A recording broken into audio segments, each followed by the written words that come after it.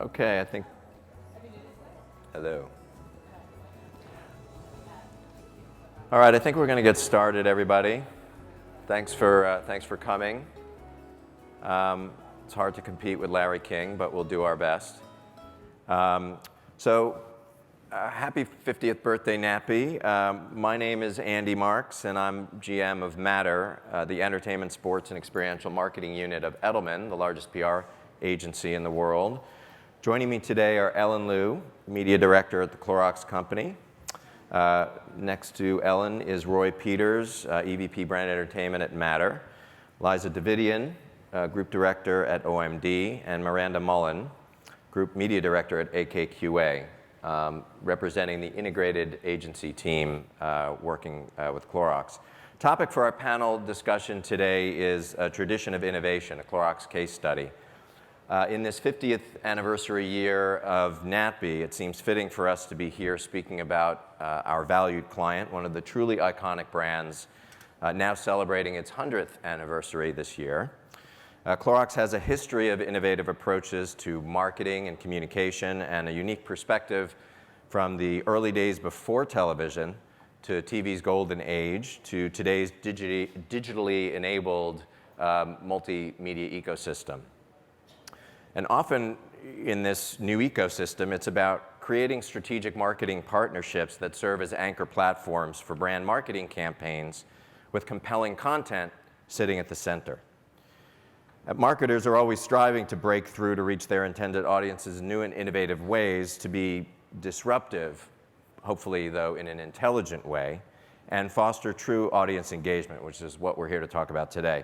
So in the next 30 minutes or so, my colleagues and I will discuss how these programs arise in our evolving marketplace with new models, new opportunities to engage consumers, and how if you're a content creator, it's possible to partner with a brand like Clorox. So a few notes on format. We'll have approximately 20-25 minutes of Q&A, interspersed with some examples and programs from our panelists, and then we'll open it up for a question or two from the audience. So I'd ask you to hold your questions to the end because we're tight on time.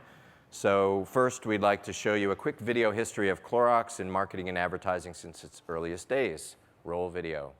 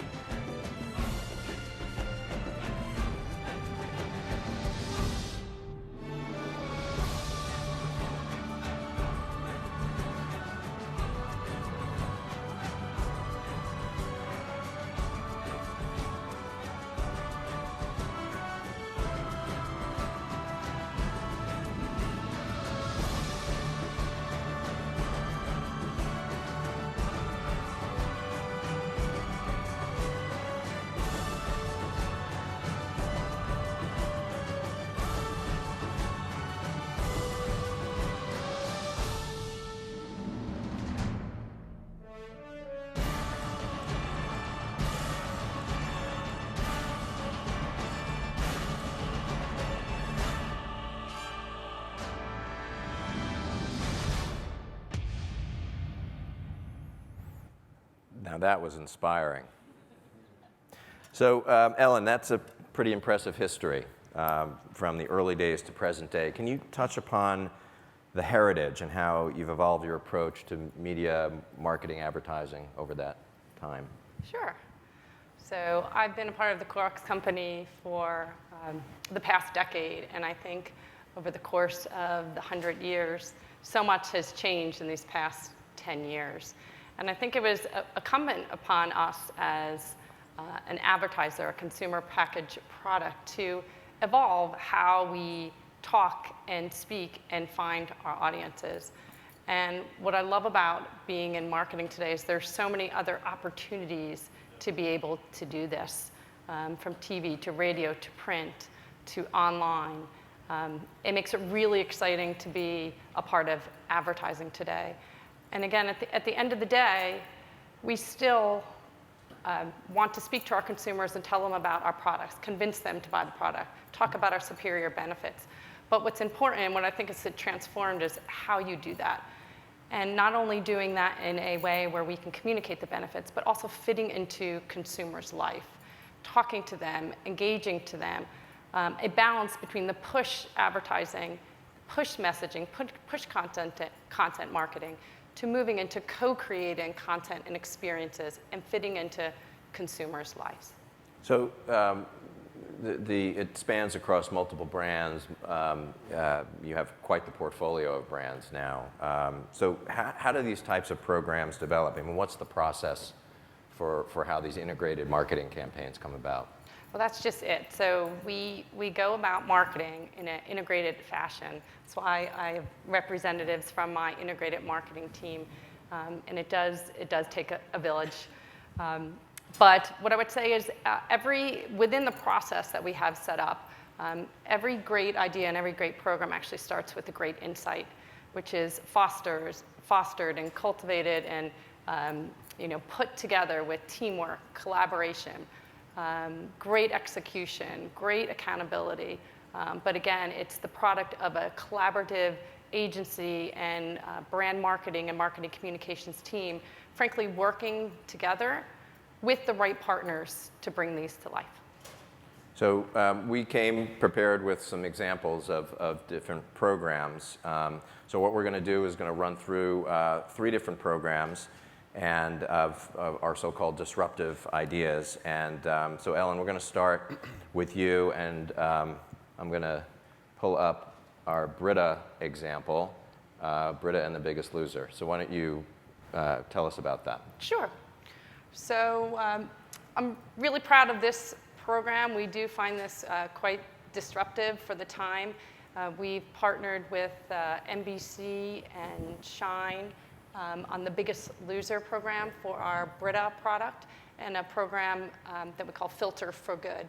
And again, what is so unique about this program, we've been with the program for now 5 years, and so the longevity of it says a lot. But each year we innovated and we optimized and we took a look at what we were doing and how we were fitting into this environment, how we were fitting into consumers' life. Brita's not only about better tasting water and sustainability, but it's about fitting in and helping people solve a problem, weight loss. So as you can see, there's multimedia. So while it started the core integrating into a television program, we knew we can fit into consumers' life and again co-create these messages across the media landscape. So again, one of our longest standing programs that we're really proud about. So Liza, it's anchored in the TV integration, right? That's the core, I guess, of the program. But it also, as Ellen says, extends to these multiple different channels. Can you talk about how that comes about? It's not just a sort of spots and dots conversation, right? It's a fully integrated effort. Can you talk a little bit about that? Yeah, one of the things we love about this program is that it has so many arms and legs. So it does originate in television, with Brita being essentially another character in the program, as Ellen mentioned, across 5 years and 10 seasons. They run 2 each year. But we've been able to extend it to so many different things by leveraging the TV dollars. We have expanded to digital with web series, sweepstakes. We've extended to mobile. We've even extended to be part of the We Fit Biggest Loser game. So there's just endless possibilities that we've been evolving throughout the 10 seasons. Also, we really feel that this messaging syncs up with the inspirational message of the program, and we're really reaching a consumer when they're open to receiving this messaging. And Ellen mentioned Shine, the production company. As I said before, there's the sort of the media, the mechanics of the media by itself, and then there's the integration. Yeah. So can you talk a little bit also about that? Sure, back to sort of the process of how we develop these programs. We have Shine, we have the folks at NBC, Biggest Loser, all of the agencies, Matter, AKQA, and everybody at Clorox really working on this from day one. And we really feel that partnership in this program across the 5 seasons is really what has the strategy come through in every execution, whether it be the PSAs on air to all the various different integrations. And I think we're going to show one of the integrations from a school that just aired this season. Roll video.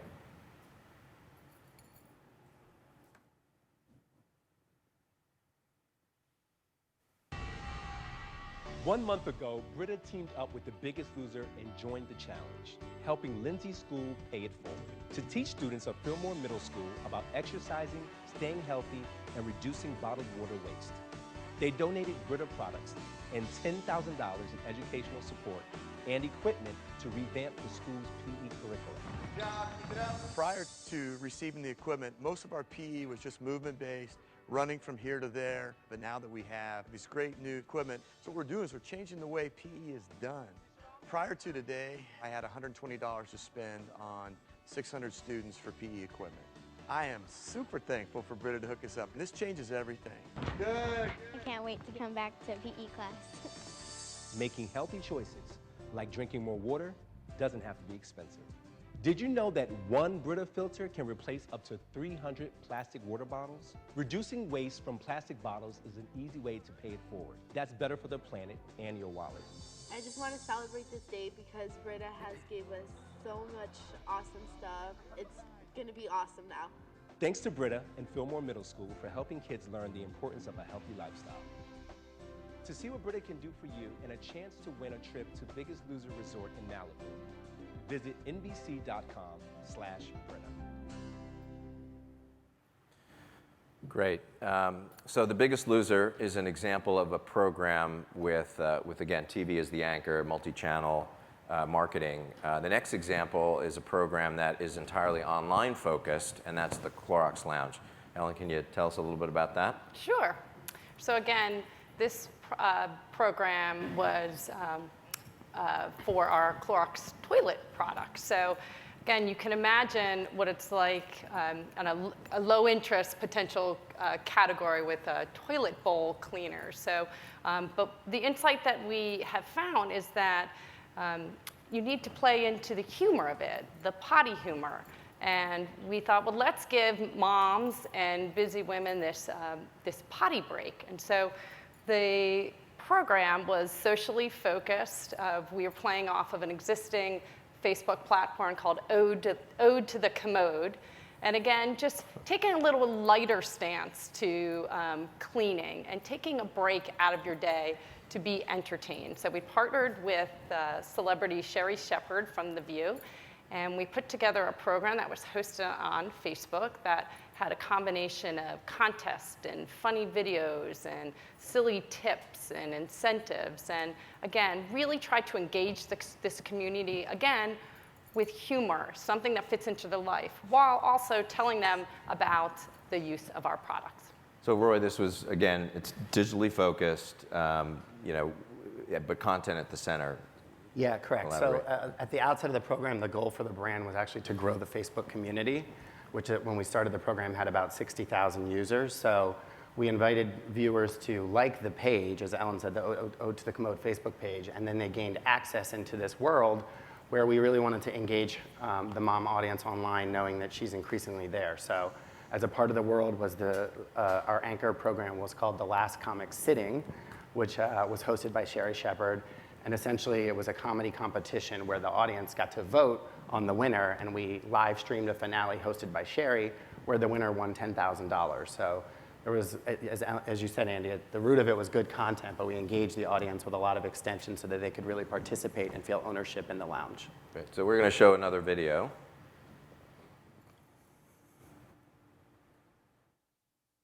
Hey everybody, welcome to the Clorox Lounge. These 10 mom and dad comedians will go head to head. Only one will walk away with $10,000 and the title of Last Comic Sitting. I'm Frances DiLorenzo. Johnny Walker. Kira Sultanovich. Michael Carl Orenstein. Tahara Renee. Chris Strait. Russ Gooten. Robin Reiser. Justin Worsham. Sunderland Kronquist. Good luck.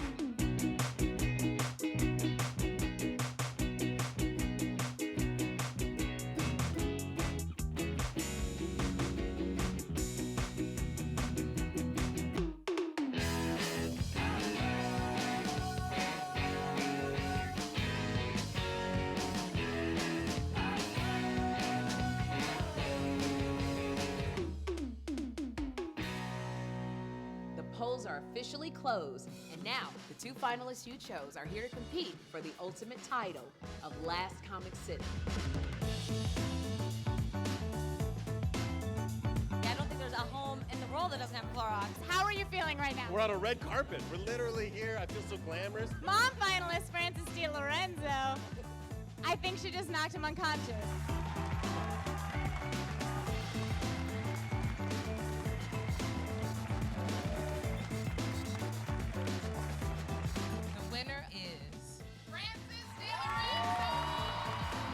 What are you going to do with $10,000? I'm buying Clorox! $10,000 worth of Clorox. Good choice, guys. You're all getting your money back. I'm Frances DiLorenzo, and the Clorox Lounge is my gotta-go place for comedy. Woo-hoo!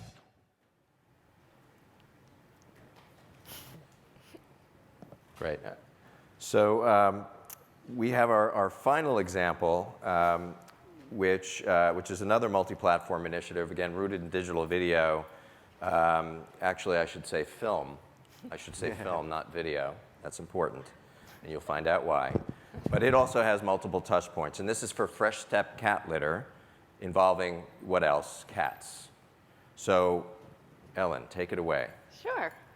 So again, playing off a little bit of this humor and playing off this really passionate cat-loving community. So when you're trying to sell cat litter, we thought, hey, how do we really engage these folks? And I know many of you probably have seen the variety of cat videos across the internet. And so we wanted to play off this opportunity and play off that insight that this passionate cat community is interested in funny cat videos. And so we partnered with the Sundance Channel and others to bring what we called our Cat Dance program. And we'll show you a little clip. Hopefully you'll think it's interesting. But again, playing off of this, how do we fit into consumers' life? How do we tell them about our product? But how do we engage them in a way that's truly interesting and relevant to them? Miranda, you want to just give a little bit of the... Sure. So we launched the campaign in October, and we ran a variety of takeovers digitally in a number of celebrity-focused sites and portals. Additionally, we had a print advertorial that ran in People magazine, as well as extensive PR and social media coverage. And all of our media ultimately drove back to freshstep.com, where we housed a number of professionally produced short films. So, aligning with the Sundance Film Festival, the idea was to have independent scripted films around cats. So we got, a huge volume of traffic there and users engaged right out of the gates. And then additionally, the ask was for, amateur filmmakers to submit their own cat films to be entered in a chance to win not only a $10,000 cash prize, but also a chance to get their film screened at Sundance. And so it all culminated last week with an event on Main Street in Park City that was a huge success. So the top 5 films were screened, and afterwards there was a fun cocktail party with cat-themed cocktails and a photo booth. It ultimately was picked up by over 1,900 news outlets, including Good Morning America, E! Online, Us Weekly, some really, really big names. And I think, what really is impressive about this program is that it started with a digital insight and then had legs in other channels. And we've seen huge success right out of the gates with it. So not only have we over-delivered on the goal of video views, but brand health metrics are up, and the CRM database has grown substantially from the program. Fantastic. So of course, we actually do have a cat film to show you, because we didn't want to leave here without showing you cat video, film. Roll video, film.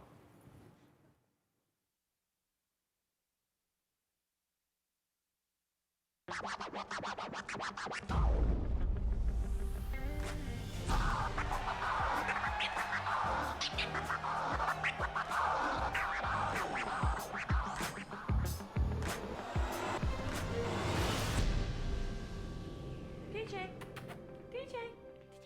Look, I know you got into this whole DJing thing because you wanted to play with Dead Mouse. Newsflash, Dead Mouse is not actually a dead mouse! A dream he couldn't deny. Why don't you understand that I am up every night worried sick about you? A nightmare she couldn't accept. Why don't you get it? Critics agree that Captain Cuddle's performance is... Critics also agree that Heather McDonald's performance is... You're using catnip again. Don't even insult me by trying to deny it. Do you know what it does to me to watch you flush your life down the toilet? It is tearing me apart. Say something! Say anything! Say...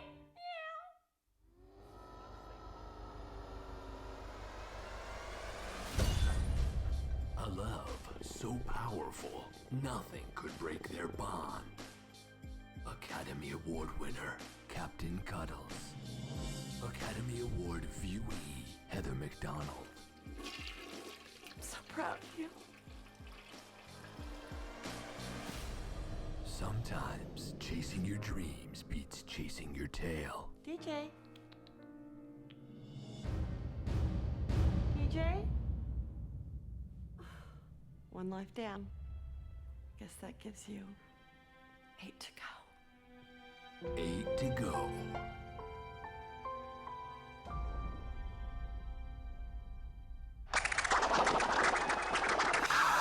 This Christmas.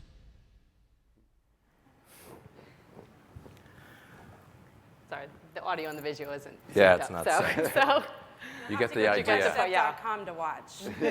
Indeed.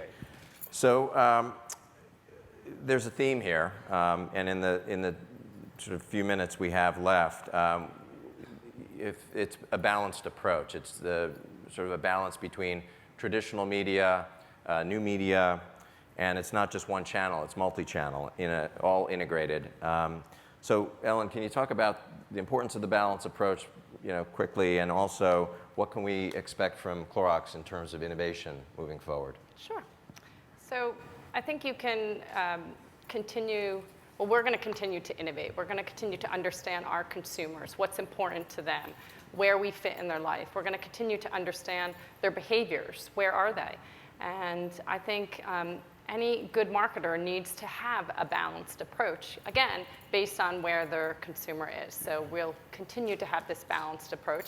We'll continue to lean into different mediums as we see fit based on our individual products. As you can see from the 3 examples, they do vary in terms of their approaches, in terms of being more externally focused on partner websites versus internally focused. But again, it comes down to what we're trying to achieve as a business and as a brand. But again, I think it would be customized. I think we'll be understanding our consumers and then trying to find them with the right message at the right time. And content seems to be also a recurring theme. Sure. Which, to this audience is an important thing. If I'm a content creator or producer and I've got an idea I think is great for Clorox, what's the best way to approach you with it? Sure. I think it will continue to be our goal to move from creative excellence to content excellence. And hopefully you've seen from these examples that there's richness beyond just the product benefit. So I would say find where that richness is. Look at our consumers, look at our brands, figure out a creative way of where they can play. What other solution can they solve? Where can they play related to people's interests? And then this is my team. This is my integrated marketing team, and they're representing several folks that are back at the ranch that actually help pull this off. But we're looking for good partners. We're looking for smart partners, ones that are flexible, ones that want to grow as complexity grows in this ecosystem. But I would say just look beyond just the product benefit and just what's right in front of you. Sometimes we think about cleaning products or food products or cat litter. There's something interesting because these are products that go back to our mission statement about making everyday life better every day. So dig deeper than just the functional benefit and bring us ideas that connect a consumer interest with our consumer brand. And then again, these are the folks at AKQA, OMD, and Matter. These are the folks that are going to help foster it and cultivate it and help bring the richness of the programs that you've seen here today. So that's great, and we have about 3.5 minutes left. So open to questions from the audience. Does anybody have a question for any of the team members? Yes. I'll just start, in the world of trying to find the right match where there's so many possibilities, part of it is consumer insight, and part of it is really understanding the brand. Correct. About how much time is spent sort of thinking about how to narrow the focus on the brand. Sorry, what was the question? How do you narrow all these choices based on the focus lens of the brand itself, like its values or its purpose? So you're talking about how, in terms, even before we look at the external landscape. So again, I think we have lots of research. We have a whole team of folks that are sourcing insights. I think that we have traditional ways of sourcing insights, and now I think we're using the digital ecosystem to actually source insights as well. So I think there is so much more available today than there ever has been. I think the challenge is aggregating the data, visualizing it, and then saying what's actually actionable, and then actually prioritizing. And that's what we spend a lot of time doing, trying to focus on the things where we think we can winning those moments that matter most, versus trying to be everywhere. So I think you'll see us focusing in a little more, again, being strategic about where we play, but having focus.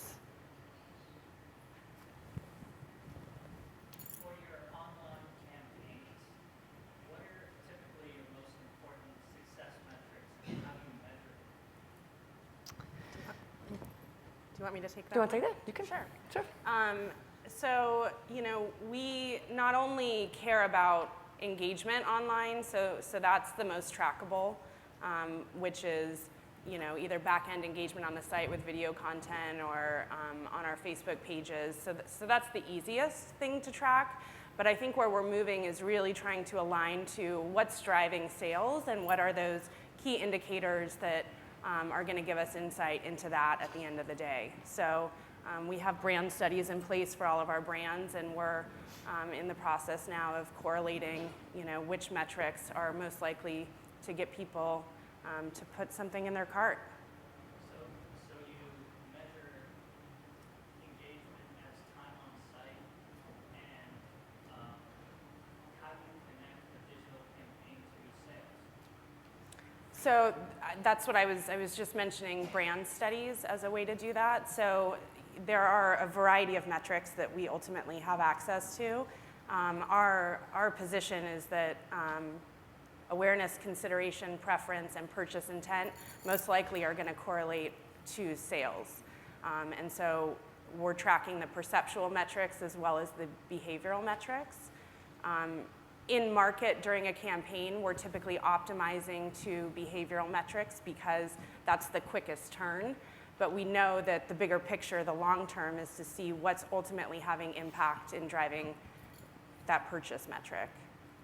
Does that make sense? Yeah, we have a pretty sophisticated market mix modeling attribution process that we take a look at all the vehicles, and that is actually how the budgets are governed. So in addition to understanding engagement and loyalty, we do have to understand which medium is actually working hardest to deliver sales. Because ultimately, at the end of the day, it is about sales. But I think in this world, it's how do you get them, getting them there is different than it used to be years ago. So we do have a sophisticated system that actually, again, aggregates all our outputs, all our communications, and then helps us understand where is the most efficient and effective way to reach our consumer.